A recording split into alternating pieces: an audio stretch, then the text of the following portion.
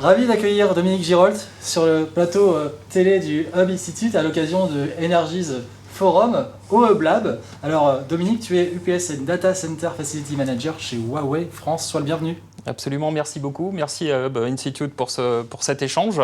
Alors ce que je te propose, c'est vous adresser chez Huawei, et c'est encore peu connu, et pourtant ça fait un moment, plus de 10 ans je crois, et tu nous le développeras mieux que moi, que vous adressez ce marché des centres de données, des data centers.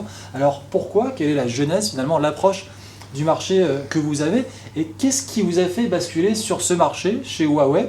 Et finalement, quelles sont les caractéristiques de cette approche chez Huawei, s'il te plaît? Alors absolument, Huawei peut sembler être un nouvel acteur dans ce domaine-là, alors qu'il n'en est rien. Nous sommes sur ce marché-là depuis plus de 10 ans, presque 20 ans sur la partie énergie onduleur.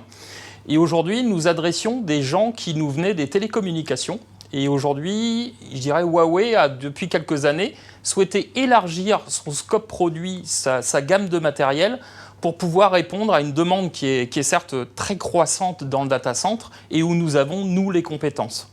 Donc aujourd'hui, Huawei s'adresse bien évidemment dans le secteur des télécommunications, qui sont des partenaires historiques côté Huawei, mais aujourd'hui, nous allons également adresser tout le secteur d'activité qui peut nécessiter une sécurisation électrique et un stockage de données partout en France et dans le monde.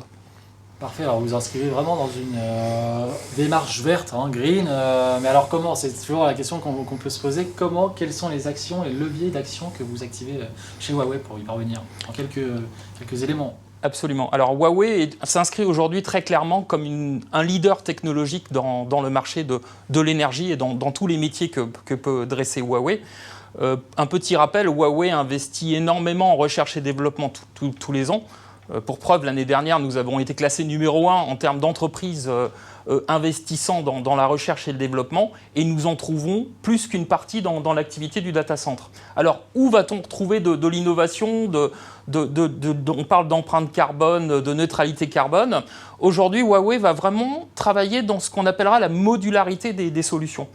Aujourd'hui, l'idée, qu'elle soit sur la partie énergétique ou bâtimentaire du data center, nous allons aller amener la solution la plus adaptée au plus proche du besoin du client.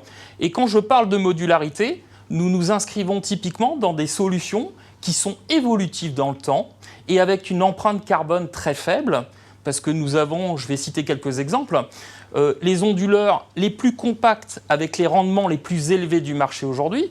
Je pense que je peux citer quelques chiffres, on est au-delà de 97% de rendement sur un mode online, au-delà de 99% de rendement sur des modes en efficacité énergétique fast et commode.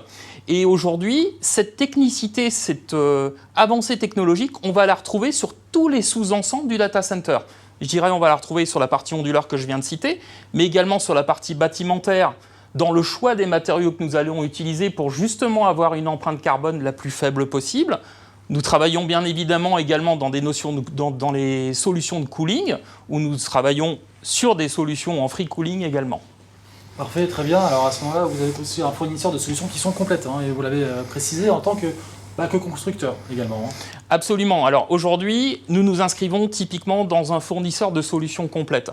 Je pense pouvoir le dire, aujourd'hui Huawei est peut-être l'unique fournisseur sur le marché à pouvoir proposer une solution de data center complet, c'est-à-dire allant de la partie bâtimentaire à la partie même active, serveur, stockage, hub et tout ce que l'on peut retrouver après dans un centre informatique. Ce qui est un élément important pour le client aussi, un seul point d'entrée, une gestion de projet simplifiée et derrière surtout des outils d'accompagnement et de management, ce qu'on appelle des CIM dans le métier, beaucoup plus abouti, simple, et je dirais même ces outils deviennent un facilitateur d'utilisation et de travail pour le client utilisateur. Alors, comment est-ce que vous adressez finalement les différents secteurs dans ces data centers, dans ces gestionnaires de données?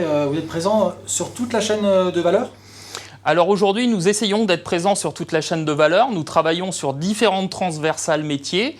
Je vais en citer quelques-uns. On est bien évidemment présent dans le secteur public, dans la finance, dans la santé, Et nous nous appuyons sur les forces de vente de Huawei. Huawei a un certain nombre, plus d'une trentaine de commerciaux sur le marché français, où nous savons adresser ce marché-là, absolument. Parfait. Alors à ce moment-là, à qui adressez-vous vos offres? J'imagine que voilà, il y a différentes parties prenantes qui sont concernées directement par les offres qui sont soumises par Huawei. Absolument. Alors aujourd'hui, dans le déploiement de l'offre, nous nous appuyons beaucoup sur des partenaires. Huawei travaille essentiellement avec des partenaires que nous sélectionnons, que nous qualifions, que nous formons pour qu'ils aient justement cette charte Huawei sur le marché. Et derrière, nous les faisons grandir avec nous, de par les projets que nous pouvons déployer en commun, de par les événements que nous pouvons partager avec eux. Voilà, nous grandissons, je dirais, ensemble avec la dynamique que peut avoir un Huawei sur le marché de l'IT. Parfait, très bien. Peut-être un petit mot de la fin sur les projections. Là, on sait que voilà, on est en reboot, post-Covid. On rentre dans une next economy. Comment est-ce qu'on se positionne et comment est-ce qu'on voit les prochains mois et années à venir? Absolument. Alors, Huawei souhaite aujourd'hui sur le marché français devenir vraiment un leader. Je l'ai cité technologique, mais souhaite vraiment prendre partie prenante sur le marché français et s'inscrire, quelle que soit la taille des projets, sur une notion de leadership sur ce marché français. Parfait, très bien. Merci pour ces mots et à très bintôt au Hub Institute. Merci, à très bientôt.